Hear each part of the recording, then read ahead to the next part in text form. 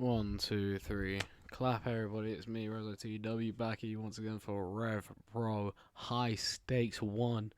It is the pay-per-view that we've been building for only 3 weeks due to limited schedule time. We're actually going to change the pay-per-view schedule from now on. We're going to move on to having only a few events a year. Kind of like, we're going to probably go to like maybe 6, 7 events a year instead of having one every month, because gives me more time to build up a cohesive story, and I think it also gives chances for more important matches on TV. Like, you can have a TV title defense, I guess.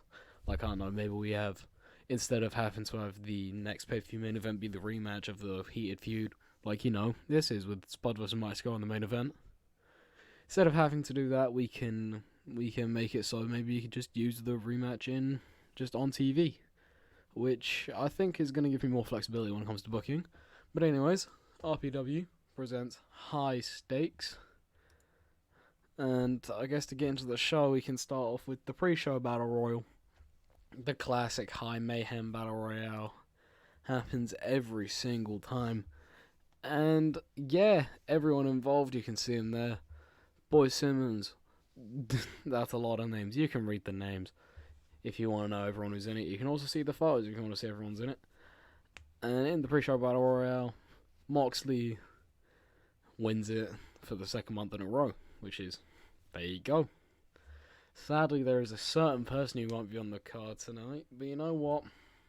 It's fine, because I think it's time for us to finally get into the main card for tonight. RPW presents High Stakes, and I think we're going to start off with a relatively new feud that started recently. Started at the top, started at the beginning, at the last pay-per-view, RPW March Mayhem, where Keith Lee made his debut here. Not made his debut, but debuted as an active competitor who's not in pre-show Battle Royales. And yeah, he immediately came out with manager Brandi Rhodes and challenged Rusev to a match at High Stakes. So we're here to discuss that said match at High Stakes, and in a 24, there was not a match, as Celeste Bonham comes out to the ring and calls out Keith and Brandi, but she already knows that they're not here. She's not going to waste everyone's time. Keith Lee and Brandi Rhodes, not Brandi Rhodes, but Keith Lee is working PWG tonight. And I didn't realize it until it was time for the event, and I cocked it up. This was the problem with everyone being just everywhere. This is the problem with having so many written deals and with so many paper appearance deals and being a small promotion. Some people just, not even small, we're tiny. Being a tiny promotion is some people just don't want to work here over other promotions. So people were out working PWG. And yeah, we just didn't have time we just didn't have Keith Lee to book. So Bonham comes out and just says, "Fuck off, I know you're not hearing it." So there you go, that's unfortunate, but gotta move with what we move. And I guess in the next segment, yeah, Jordan Devlin comes out as the replacement because we wanted Rusev on the card. But in a much shorter match, 10 minutes on a pay-per-view, Devlin gets killed by Rusev with the ballplex. Not really much you're going to do about that one, as we'll move into the next part of the match, or the next part of the day, which is Brittney Knight. She doesn't have a match here tonight, as we've not really had much build-up for the women at all in this show. And we've not really had much build-up at all, so Brittney Knight just kind of wants to make the call on who is she going to face. So we're going to go to Brittney Knight coming out, saying that obviously she wants a match. And Stephen Amell just kind of walks out and says, "Yeah, right.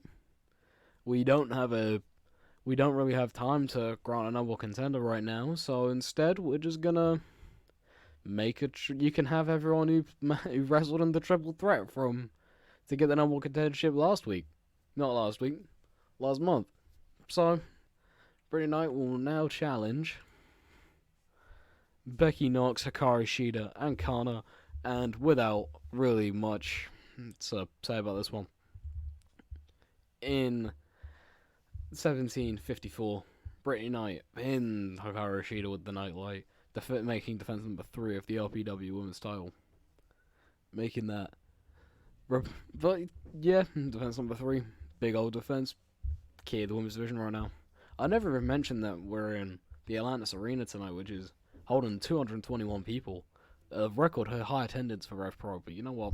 We'll move on from me getting sidetracked at the beginning to, yeah, Beckino's got a 46, which is even outscored Kana, and Shida got 27, Knight with a 34, and that was our off-air game. Jesus Christ, we've got a star. We got a star on our hands, and I guess it's about that time for Zack Sabre Jr. We all know Zack Sabre Jr. Big match Zack. Big man, big moments, loves a 47. Loves to have the best matches in RPW history. So, he's out here doing the open challenge. Who the fuck knows? Me. I know. But, who comes out to face Zack Sabre Jr. this week in the open challenge? The Coffee Brothers together. Mark and Joe Coffey both come down to the ring and say that they're going to put aside their differences, not differences. They're going to put aside the fact that they're a team, and they're gonna have a quick old scrap with Zack. So it's going to be Zack Sabre Jr. in a 3-way match with the Coffey Brothers, and without fail, you knew this was going to happen. ZSJ defeats the Coffeys in 22-21. Mad. By submission of the senior stretch against Mark Coffey in the match. I've not put it as a note, but the two are working together to take out Zack, and then, classic tag team.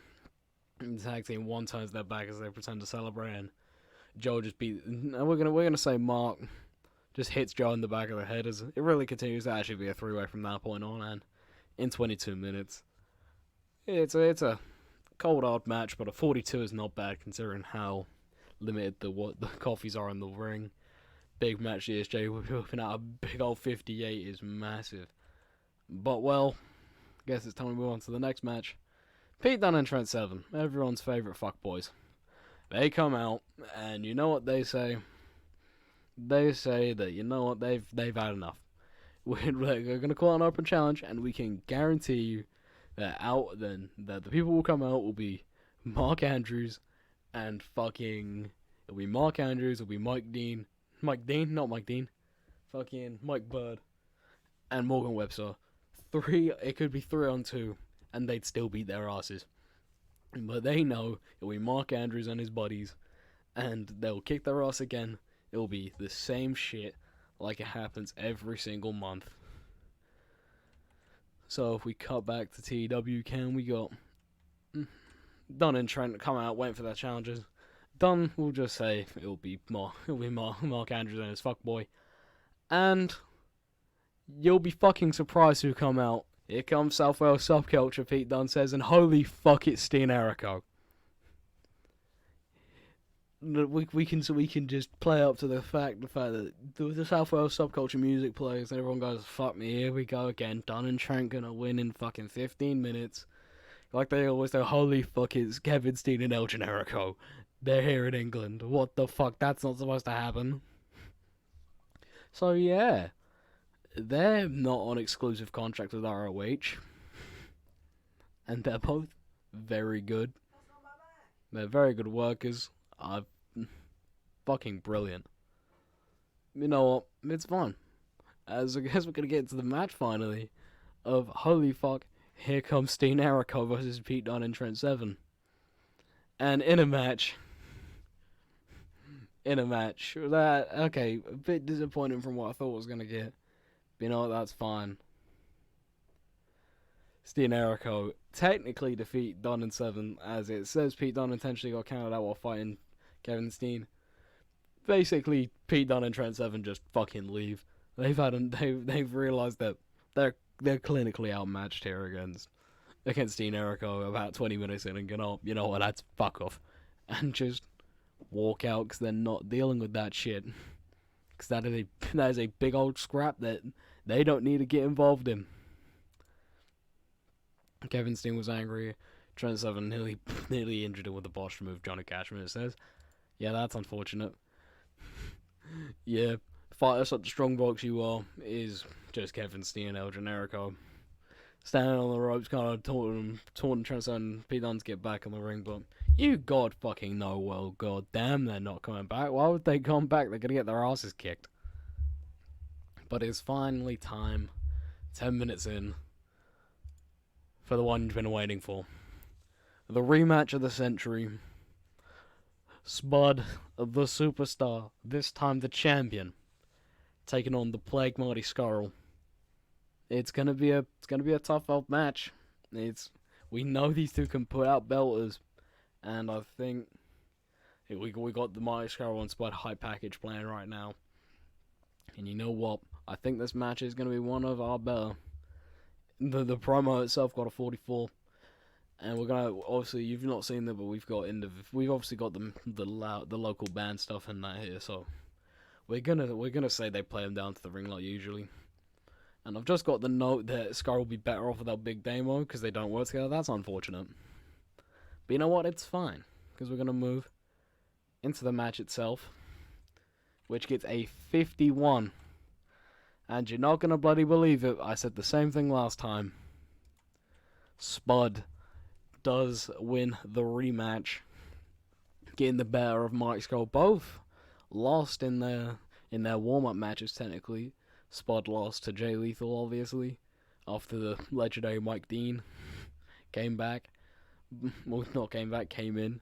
And Scarole lost to Moxley after both with interference from Tommy End. So we're going to wonder, maybe was Tommy End going to get involved in tonight? But no, in a clean 25-minute match focused on storytelling, Spud defeats Scarole with a 51. That might be our new best match ever. 5-star Spud Splash. Spud is not your number one contender. Spud has made defense number 1 of the RPW World Heavyweight title. Yeah, there's the note again.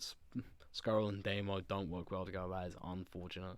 I think I'm going to still have them as a pairing, but I don't think I'm going to have them as managers like I originally set out. But you know what? It's fine. As we celebrate good times with our officially licensed, definitely not copyrighted music of Celebrate Good Times, Come On, as Spud celebrates with confetti in the ring for the second time in 4 weeks. As you can see, we're going to the next segment. Blackout. You knew what was coming out. It's a blackout, and Tommy End doesn't rush the ring. He sat behind Spud, and you know what he does? Kicks him in his dumb fucking head. Takes little Spud's goddamn head off. As Tommy End sits there brooding, looking at the title, and then just kicking it, rolling out of the way. Doesn't want to deal with it. Just kicks the title out of Spud's hands, and then out of Spud's limp body on the floor, and rolls out of the ring. You're closing shot. Tommy End's just standing there at the top of the round, looking at prone Spud, and then just turning around. That will end RPW High Stakes, as the show itself will get a 42, the best we have gotten. As I think, is that our best show ever? I think it might be titled our best show ever. I did miss a segment, but I just kind of ignored it. Bonin, it was just after the Rusev Devlin match. Celeste Bonin comes back out and saying that she's wrestling this week on RevPro Weekly. That's what you missed. I didn't intentionally skip it, but I accidentally skipped it. We can just move on from it. But yeah, that's the only thing you missed behind the screens. Other than that, we had a 51 in Spud versus Scarole again. A great match. Moxley won the pre-show battle royale. We know that has great implications. And hopefully we can get the payoff to this Rusev Keith Lee match eventually. I hope it's on RPW Weekly. But you know what? It is fine. As that is the end of the that's the end. That's your lot. Thank you if you've made it this far to the end of RevPro High Stakes. If you enjoyed it, just tell me that you enjoyed it, and tell me what you just tell me. You know, just tell me. Just tell me, and if you say tell me, I'll know that you heard this bit. 15 minutes of me waxing about TEW. Thank you very much if you're watching. I'm forgetting what I'm saying. I'm rambling.